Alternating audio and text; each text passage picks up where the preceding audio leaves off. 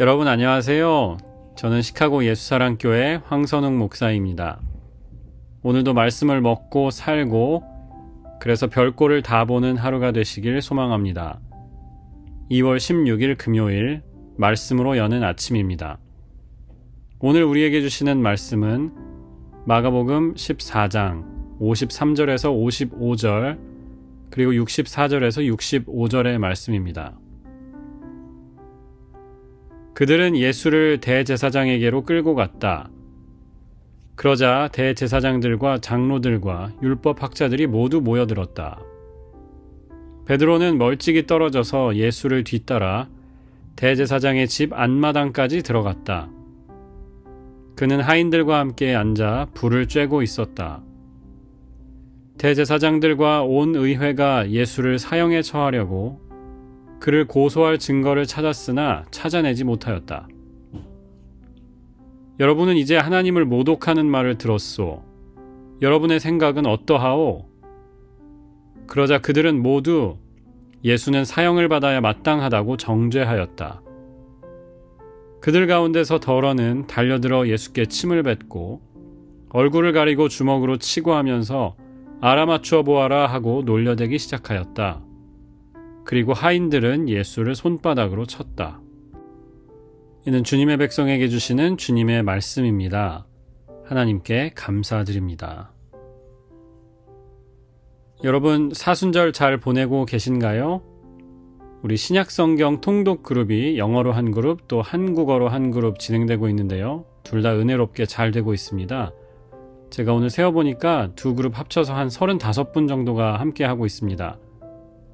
혼자서는 하기 힘든 일인데 같이 하니까 되더라고요. 오늘이 3일차밖에 안 되니까요. 아직 시작하지 못하신 분들 결코 늦지 않았습니다. 언제든 말씀하시고 조인해 주시면 됩니다. 전에도 말씀드린 것 같은데 마가의 샌드위치 구조라는 것이 있습니다.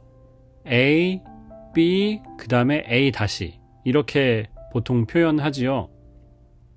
이야기 A가 먼저 시작이 되고 A가 전개되는 와중에 이야기 B가 새로 시작됩니다.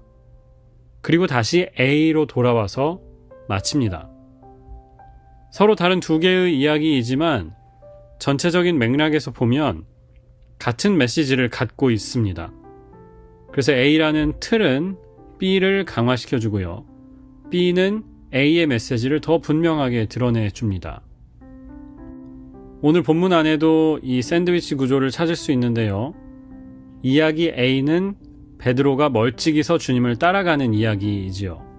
하인들과 함께 불을 쬐면서 신문을 당하시는 예수님에게 무슨 일이 생기나 보고 있습니다.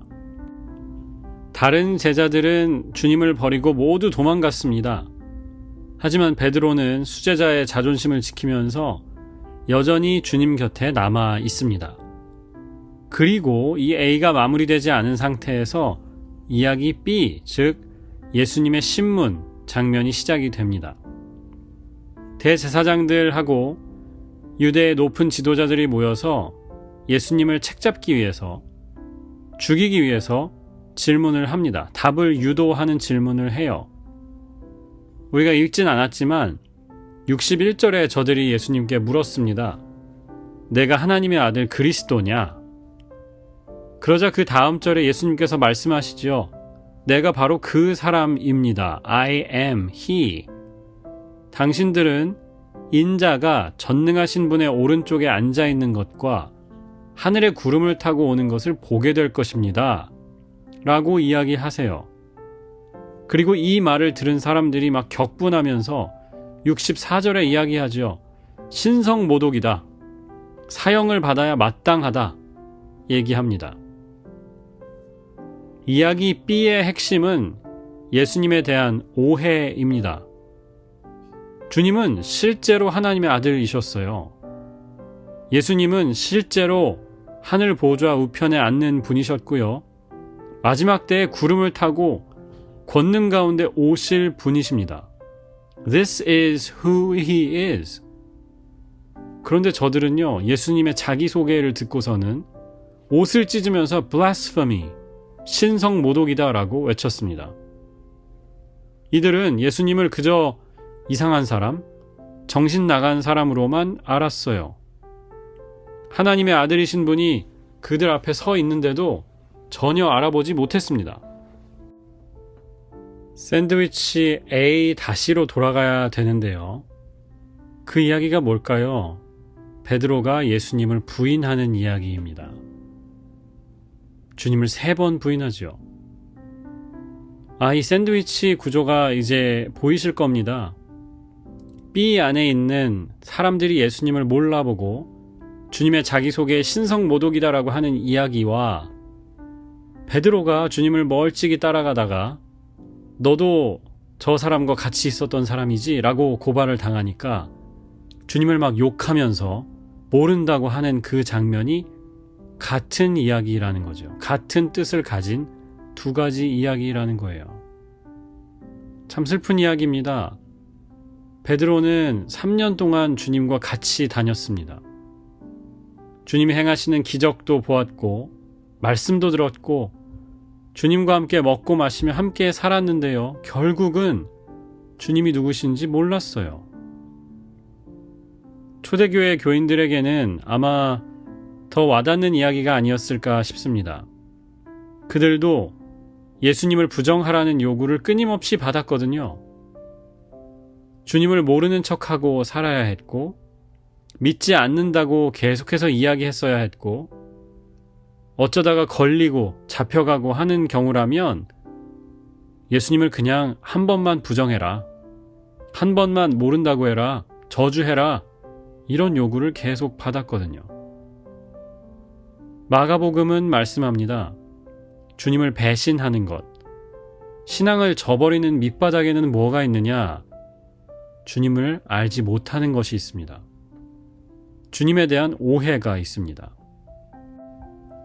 저는 이 장면에서 주님을 멀찍이 쫓아가던 베드로가 지금 무슨 생각을 하고 있을까 궁금합니다. 권능으로 구름을 타고 오실 분인데 왜 지금 이 법정을 다 뒤엎어버리지 않으시는 건가? 왜 저들을 심판하지 않으시는 거지? 이런 생각을 했을까요? 아니면 어제 본문에 예수님이 체포되시는 장면이었는데 한 제자가 칼을 빼서 군인의 귀를 자르는 사건이 있었죠. 이 사건을 요한복음은 그 칼을 꺼낸 사람이 베드로라고 이야기합니다. 혹시 지금 이 이야기가 벌어지는 순간에도 칼 한 자루를 마음에 품고 기회를 엿보고 있었을까요? 자기가 예수님을 구출해야 한다고 생각하고 있었을까요? 분명한 것이 한 가지 있습니다. 주님은 이 법정을 탈출할 마음이 없으시다는 거예요. 주님은 자신에게 주어진 모든 능력과 권세를 이 법정에서 사용하지 않으실 겁니다. 저들이 원하는 대로 순순히 죽으실 거예요. 예수님은 바로 이것 때문에 자신이 세상에 왔다고 하셨습니다. 겟세마네에서 살고자 하는 자기의 욕망을 꺾기 위해서 그리고 십자가를 지라는 주님의 부르심을, 하나님의 부르심을 받아들이기 위해서 피 흘리기까지 기도하셨어요. 주님은 여기서 죽으실 생각입니다. 마가복음을 계속 읽으면서 제가 스스로에게 던지는 질문이 있습니다. 나는 예수님을 진정으로 알고 있는가? 주님을 진정으로 알지 못한다면 여러분, 우리는 주님을 따라갈 수 없습니다. 주님을 멀찍이 따라갈 수밖에 없을 겁니다. 룻기 1장에 보면 이와 반대되는 표현이 나오죠. 룻이라는 여성은 남편을 잃었고요.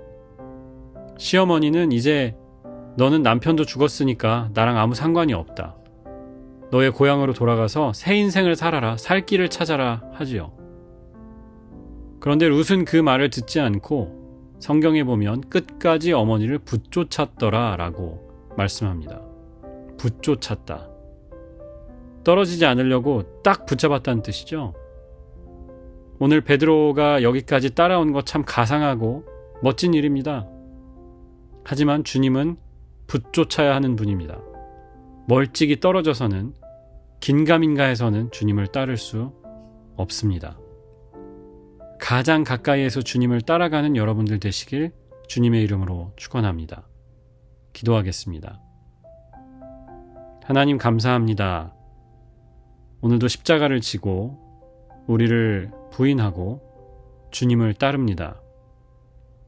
멀찍이 따르지 않게 하시고 붙쫓는 우리가 되게 하여 주시옵소서.